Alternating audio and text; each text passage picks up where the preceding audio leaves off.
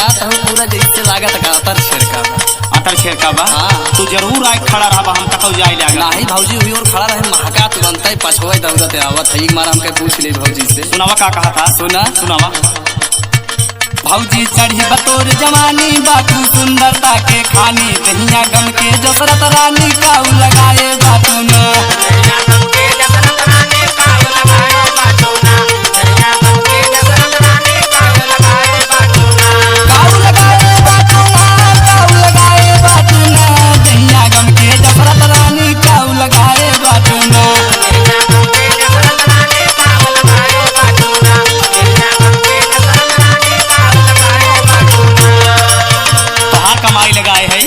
कहते हमार कमाई लगा सऊदिया कमाता रे दादा तब कवन टेंशन।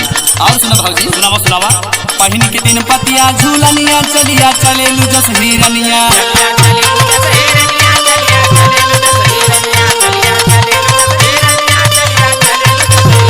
पहिन के दिन पतिया झूलनिया चलिया चलेलू जस हिरनिया बाटे गोरहर तोर बदनिया गजब सजाए बाटूना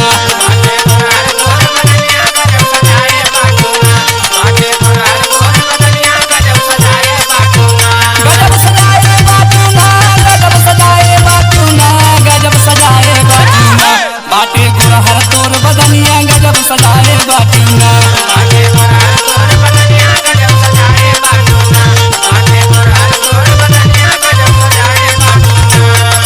देखा नजर दिन लगाई दी है ना ये भौजी नजर ना लगाई।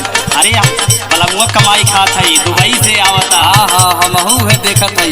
और सुनावा। सुना दई के रोज गजरा कटार घुमलू काजीपुर बाजार